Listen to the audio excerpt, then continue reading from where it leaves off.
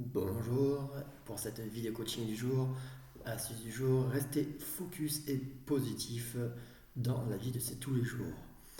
Alors c'est vrai que c'est pas évident, on est traversé chaque jour par de nombreuses émotions, ces émotions il faut les ressentir, il faut s'accepter à les vivre, mais on va essayer au maximum, si possible, de rester positif.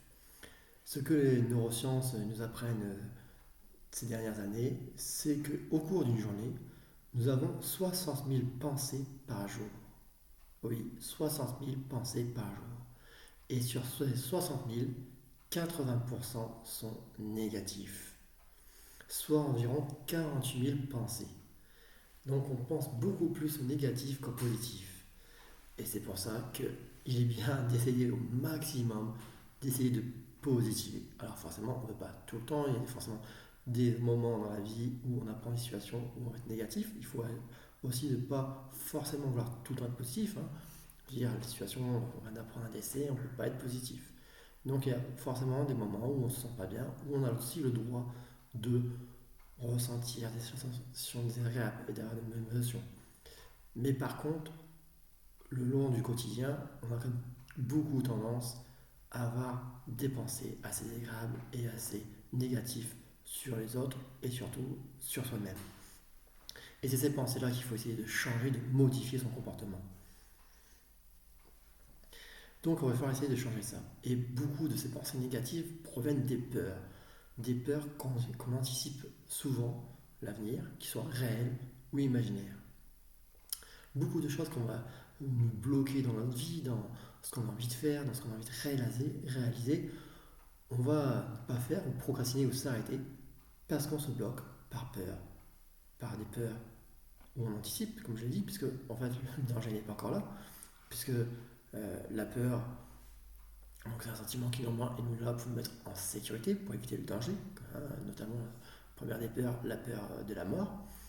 Mais en fait, la peur aussi, c'est quand même au niveau du cerveau un réflexe très archaïque qui nous vient de la préhistoire, puisqu'à l'époque, les hommes préhistoriques avaient beaucoup de peur pour pouvoir survivre. Et dans ces peurs archaïques, on a trois peurs qui sont communes avec les animaux, qui sont l'impuissance, en fait, donc au-delà après la peur de la mort, hein, comme je l'ai dit avant, mais on a peur d'être impuissant, comme parfois on peut se sentir impuissant justement à l'annonce d'un décès, puisque malheureusement on ne peut rien faire à ça au décès d'un proche. Ça peut être l'impuissance aussi face à l'inconnu, hein, aller dans une nouvelle situation, on ne sait pas ce qui va nous arriver. Et donc là, c'est des choses qui vraiment nous entraînent une peur réelle, donc cette peur d'impuissance, comme un animal qui, en fait, si on prend une souris qui se retrouve bloquée dans un passe avec deux chats, elle sait qu'elle sera impuissante à s'en sortir et elle va agir en fonction. Il y a aussi la peur de la capacité. Par exemple, un animal blessé dans un troupeau, il sait que si, par exemple, dans un troupeau de zèbres, il sait qu'il ne va pas pouvoir éviter les prédateurs et qu'en plus il sera peut-être mis à l'écart et que ça sera la proie la plus facile, donc il aura essayer tendance à se cacher. Et donc nous, cette peur justement d'être dans l'incapacité, et bien souvent quand dans notre vie on essaie de nouvelles choses, on peut se sentir incapable par rapport aux gens qui le font déjà, alors que forcément eux le font depuis un moment. Parfois on commence un sport, on se dit ah mais moi je serais incapable de faire ça.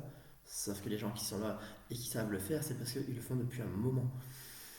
Donc dès qu'à un moment qu'on peut être dans un moment de vulnérabilité ou de fatigue, on peut essayer de se cacher parce qu'on ne se sent pas incapable à ce moment.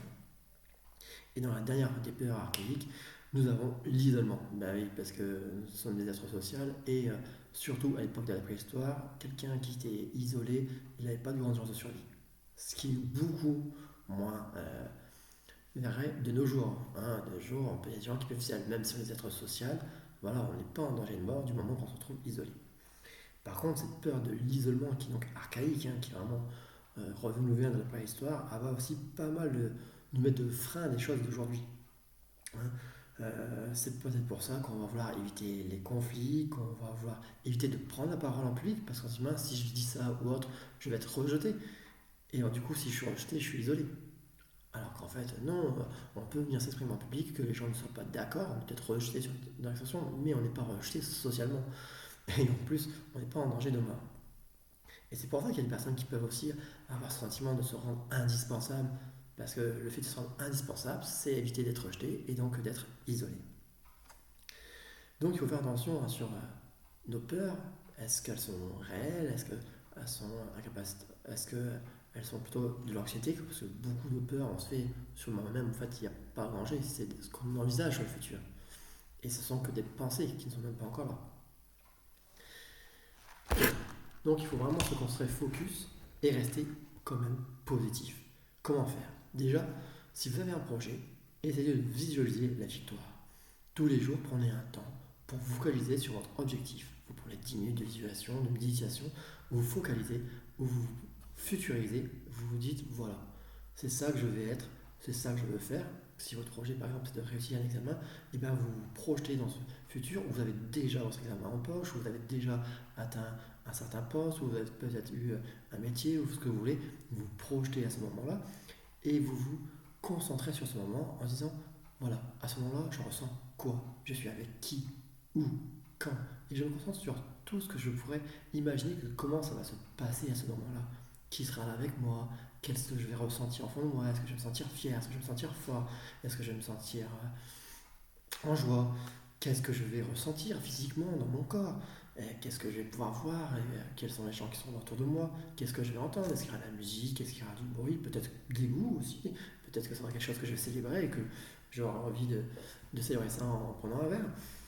Et je me focalise sur tout ça, sur tous ces aspects, et tous les jours je me focalise sur, ce, euh, sur tout ce que je vais ressentir au moment de la victoire. Pourquoi? Parce que ça a été prouvé que le cerveau ne fait pas la différence entre le réel et l'imaginaire. Donc il faut déjà imaginer votre future réussite.